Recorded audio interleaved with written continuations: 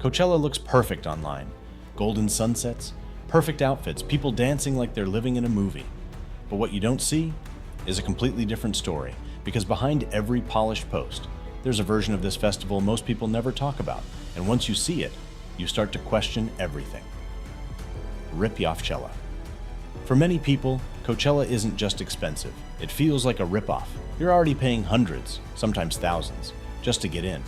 And once you're inside, everything costs more than you expect.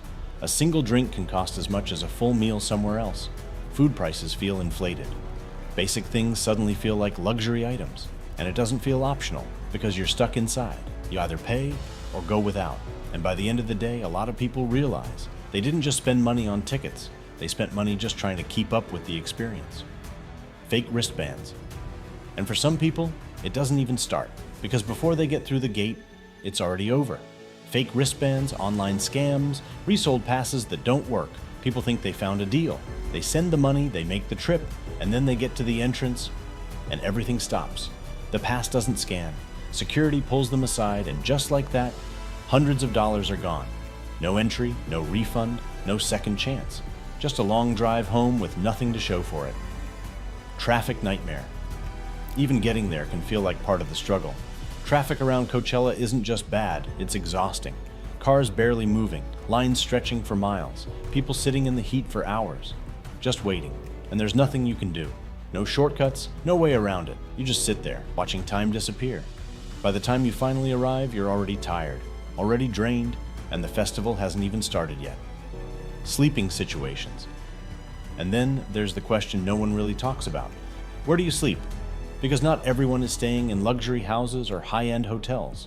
Once places fill up, prices explode, and people start finding whatever they can, sleeping in cars, cramming into tight spaces, making do with whatever is available. Comfort becomes optional, rest becomes limited, and suddenly, what was supposed to be a fun weekend starts to feel like survival.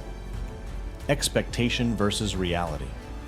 What people expect and what actually happens are two completely different things. Online, it looks effortless. Perfect moments, perfectly captured. But in reality, you're dealing with crowds, long lines, heat that doesn't let up, moments where you're just standing there, waiting.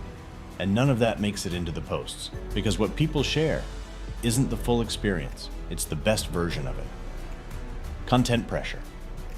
For some people, it's not even about the music anymore, it's about content. Capturing the perfect clip, getting the right angle, making sure everything looks flawless. Moments get repeated, shots get retaken. Because being there isn't enough. You have to prove you were there, and that pressure changes everything. Instead of enjoying the moment, you're thinking about how it looks. The real experience.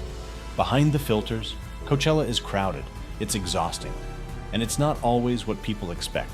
You spend hours on your feet, the heat wears you down, the energy fades faster than you thought it would. Yes, there are great performances, yes, there are moments that feel worth it, but there's also a side that doesn't get talked about, and if you're not ready for it, it hits hard. Coachella didn't just start as a risk, it became something much bigger, a global event, a cultural moment. But bigger doesn't always mean better, because somewhere along the way, the experience changed, and what you see online is only part of the story. The rest, you only understand once you're there.